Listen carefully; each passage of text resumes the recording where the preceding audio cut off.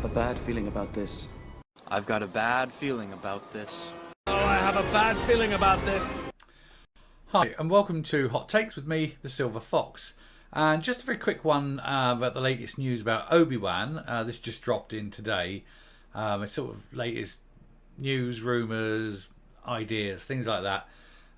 It's not a very long video, but I just thought just the latest news, put it together, cobble it together, and get something out for anyone who's interested. So if Obi Wan is your thing, then let's have a look. Yep, so this comes from Digital Spy. It's only released today, but we can take a look at the headline there. Obi Wan Kenobi series, release date on Disney Plus, cast, plot, and everything else you need to know. That this is the show you're looking for. Maybe. We have to worry. But we'll plod through and we'll have a look. Star Wars Obi Wan Kenobi TV series is finally on its way exclusively on Disney Plus, and we simply can't wait to say hello there. Yeah, I'm hoping it's good. I want it to be good. We know Ewan McGregor's good, but we have to look at other Star Wars Disney, and wasn't so great, was it? Let's be honest. The Book of Boba Fett stank like week old fish. You know, first episode good. The 2 episodes of The Mandalorian that was in the middle of it, excellent. But what a slow, ploddy, hard work television program it was to watch, with very little Boba Fetting. I know he was in it, but didn't have to do a lot of talking and very little fighting and Boba Fetting. Anyway. A spin-off project was rumoured for a while before being officially confirmed. First in the form of a movie, before being turned into a series. After being officially announced at Disney's D23 event in August 2019, no one was happier to hear the news than the show's star, Ewan McGregor, ka-ching, who found keeping the secret quite a struggle. It got difficult, McGregor said. I was brought up to tell the truth, and I was in a situation where I wasn't really allowed to. The studios and the big franchises want to keep everything very secret and as close as it can be, and rightly so. Yeah, but that's... You don't need to lie, you just don't answer any questions, so I don't know what the truth coming out of it was. But will you be telling the truth later, when it isn't as good as people think it's going to be? We'll see. But at the same time, there's this overwhelming amount of speculation online and on social media and what have you. And wherever I went for the last 10 years, people would ask me, would you do it again? Once they started doing spin-offs, of course, everyone was like, are you going to do an Obi-Wan Kenobi spin-off? And I was talking to Lucasfilm and Disney about that. But of course, I couldn't say that I was. So I'd have to go, well, you know, if they wanted me to do one, I'd be quite interested in doing it. And it started to look like it was me just trying to get the part, which, for a man of my standing, was quite humiliating. Ooh, you're standing. Big-headed much? Now it's just a case of waiting for the episodes to drop. It's in the safe hands, though, with Deborah Chow, who previously worked on The Mandalorian, at the helm as director. We shall see. We really wanted to select a director who was able to explore both the quiet determination and the rich mystique of Obi-Wan in a way that folds seamlessly into the Star Wars saga. Lucasfilm President Kathleen Kennedy said in a release, but everything she says is either a lie, a misdirection, or, where it is the truth, it's awful. Based on her phenomenal work developing our characters in The Mandalorian, wasn't her work, was it, Favreau? I'm absolutely confident Deborah is the right director to tell this story. The series has been written by Hossein Amini, who also penned Drive and Snow White and the Huntsman, which was a pretty poor film. Here's everything you need to know. The air date. When will it come on? Well, we know. It was originally the 25th of May, which would be the 45th anniversary of Star Wars. But then they dropped it back 2 days and are releasing 2 episodes. There's a reason for this. One, it's not very good, so they've put it on a Friday night to hide it because people tend to go out and do things on Friday nights, not watch television. So when people don't watch it and it's low rated, they say, oh, it's because it was on a Friday. The following week it's back on the Wednesday. But they have no confidence this show they're putting out on a Friday, and they're dropping 2 episodes so that those that do watch it may stick around for the second episode. So hopefully you won't get a big drop between the first and second episode. On top of which, also on the Wednesday, Ms. Marvel is going to premiere. And that is going to be toilet. It's going to be so appallingly bad. It's got early 90s love hearts appearing in the screen. It's aimed at prepubescent girls. So you've automatically taken half your audience away because no boys will watch it. In fact, you've taken away 3/4 because no one adult will watch it. So where you could have had a story that had all the family sitting down to watch it, you've negated all the grown-ups and all the boys. So you're left with 1/4 of the audience that you had.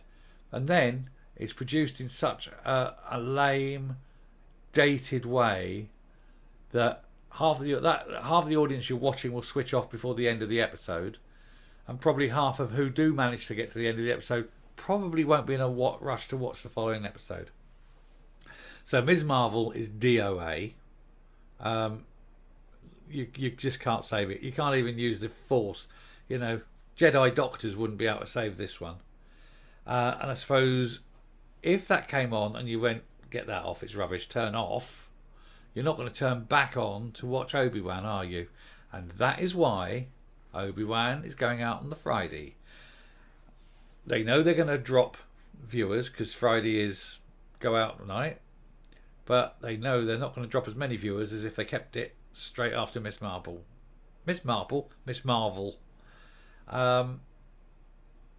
So both these shows are going to fail, and Disney have effectively just destroyed 2 franchises. They've destroyed the MCU with Ms. Marvel, and they've destroyed Star Wars. Well, they've already destroyed Star Wars, but there we go. It's the same launch date as Stranger Things Part 4. So who the hell is going to watch Obi-Wan when Stranger Things Part 4 is on? Yeah. They haven't got a clue with this. They haven't got a clue. Anyway, moving on. Obi-Wan, who's in it? Well, we know Ewan McGregor. So let's go. I'm more excited about doing this one than I was than doing the second and third one that we did before, McGregor told Empire. I'm just excited about working with Deborah Chow, and the storylines are going to be really good, I think. So I'm not even sure. I'm just excited to play him again. It's been long enough since I played him before, and it may well be a long, long time before you play him again, if ever. It's fair to say quite a lot has changed since his last Star Wars dalliance, as McGregor compared the new show to his work on The Phantom Menace, Attack of the Clones and Revenge of the Sith. He noted the advancement in technology has opened up a whole new world to creators. The first 3 films I did were really at the beginning of digital photography, and we had a camera with an umbilical cord to a tent. It was like back to the beginning of movies where the camera didn't move very much because there was so much hardware attached to it. Now we're going to be able to do creative stuff without swathes of green screen and blue screen, which becomes very tedious for the actor. I want to get closer and closer to how Obi-Wan felt while Alec Guinness was playing him. I feel like I'm greyer and nearer him in age. Actually, you are. You're very close to him in age.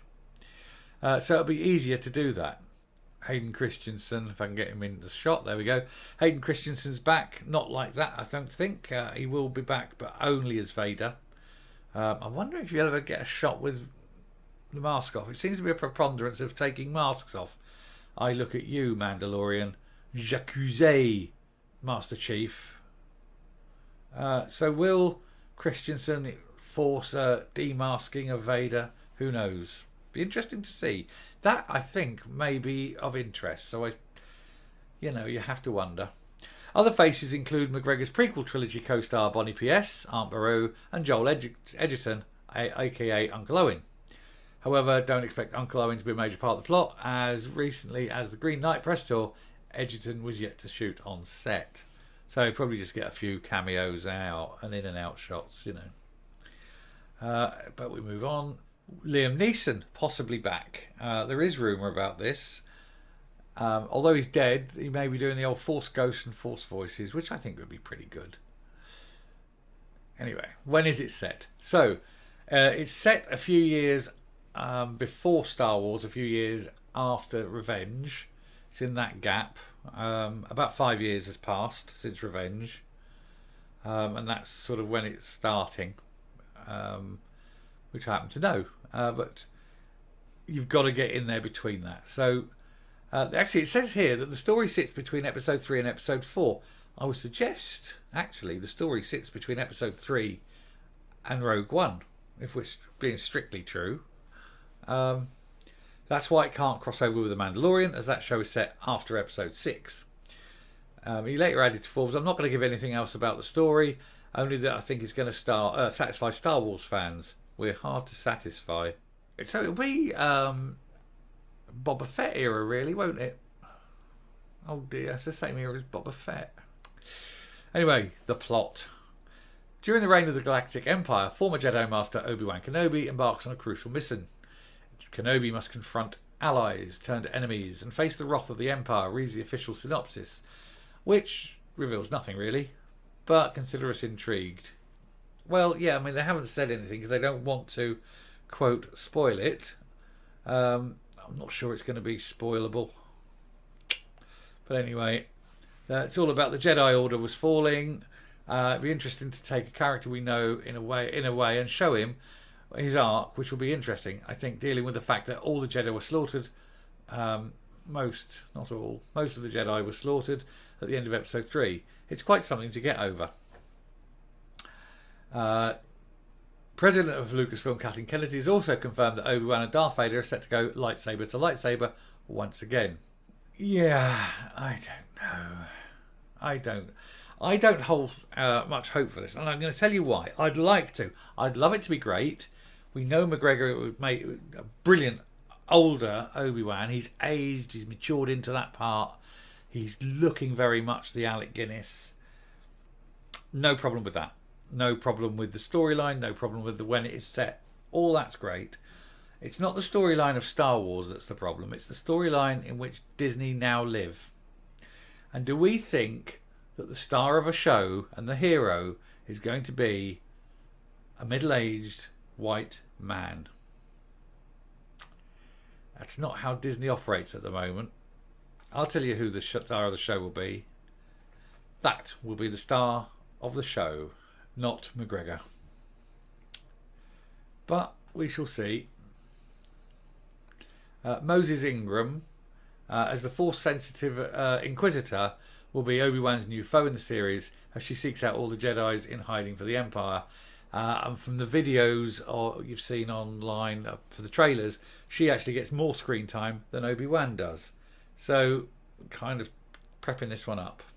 Also, a mystery person holding a gun has sent fandoms ablaze with theories over who it could possibly be. Some believe it to be Alden Ehrenreich Han Solo, but sadly that is not likely to be the case. But we're likely to find out soon. And I'll come up. Yeah, so I mean, I'm on record as before of saying that I want this show to be good, but I've got a horrible feeling it won't be. I mean, I love Star Wars. There, see? I was 10 when it first came out. I queued with a bunch of friends. It really was the blockbuster where the cinema only had one screen back in that day. And you had to queue, they played the film, everyone left, they put the next lot in, they played the film, everyone left, put the next lot in. 4 showings of the film before I got in. The friends I went with all left. I went in on my own. It turned out I actually had the best seat in the house. Front of balcony, centre. There was the screen. I came out. I ran home to my mum and I burst into tears. I'd finally seen Star Wars. 10 years of age, Star Wars entered my life. And it's been there in my heart ever since. And so I get gutted when they ruin it. Like the sequel trilogy ruined it. Boba Fett was bad. And I have a horrible feeling this is going to be bad. But I don't want it to be. Please don't be bad. Please don't be bad. Please don't be bad. I'll use the Force. If we all use the Force, it might be good. But I think it's going to be a bait and switch. And I don't think we're going to see a lot of Obi-Wan. But hey, it is what it is. But come the 27th of May, I'll be proved right or I'll be proved wrong. If I'm wrong, I will come back on here. I will apologise. I will say I was wrong and that I thoroughly enjoyed it. And I hope I do that. Anyway, I shall round off. If you like what you see on the channel, please hit the subscribe button if you haven't already. Ring the bell for notifications on future output. Leave a like, leave a comment, and until next time, stay safe, stay well, and goodbye.